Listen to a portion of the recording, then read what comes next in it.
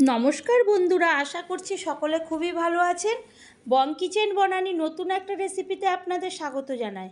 আমি আজকে যে রান্নাটি করব সেটি হলো মাছের মাথা দিয়ে মুড়ি ঘন্ট।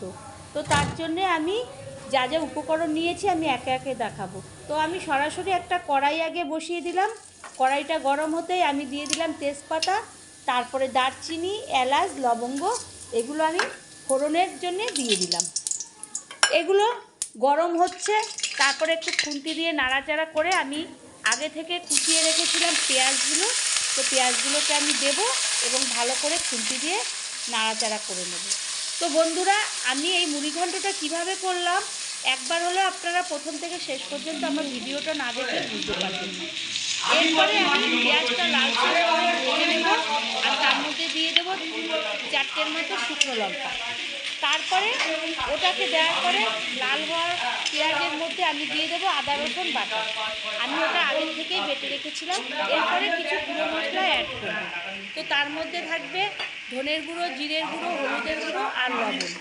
ওগুলো দিয়ে আমি ওই পেঁয়াজ আদা রসুনের মধ্যে ভালো করে কষিয়ে নেব। মশলাটাকে ভালো করে কষাবো যতক্ষণ না মশলার থেকে তেল ছাড়বে ততক্ষণ।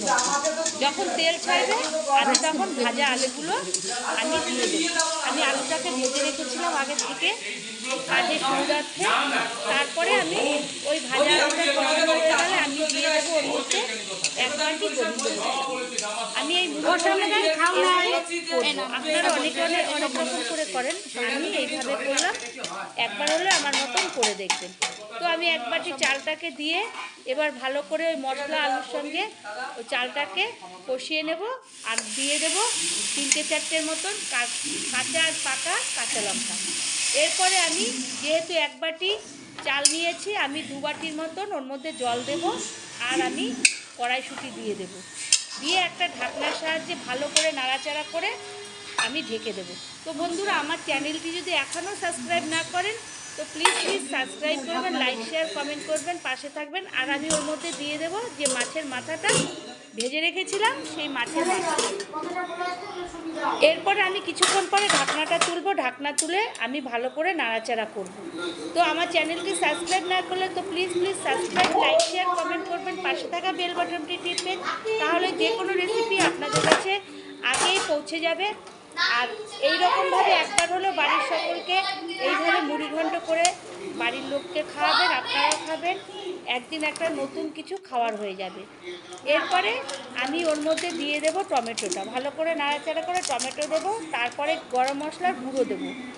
আগে গোটা গরম মশলা দিয়েছিলাম, এখন গুঁড়ো গরম মশলা দিয়ে দেবো। দিয়ে আবারও একটু নাড়াচাড়া করে দেবো। ওই চাল আর আলু মাছের মাথার মধ্যে ভালো করে মাখিয়ে নেব গুঁড়ো মশলাটা। তারপরে আমি দিয়ে দেবো ঘি। লাস্টে নামানোর আগে আমি ঘিটা দেবো। ঘিটা দিয়ে আবারও ভালো করে সমস্ত কিছুর মধ্যে নাড়াচাড়া করে আমি একটা প্লেটে সার্ভ করে নেব। তো বন্ধুরা, আমি এই মুড়ি ঘন্টটা এইভাবে করলাম। আপনারা একবার হলেও করবেন। আর ভালো লাগলে লাইক শেয়ার কমেন্ট করবেন আর আমার মতন বাড়িতে করবেন। আর নতুন কোনো একটা রেসিপিতে আপনাদের সঙ্গে আবারও দেখা হবে। ততক্ষণের জন্যে ধন্যবাদ।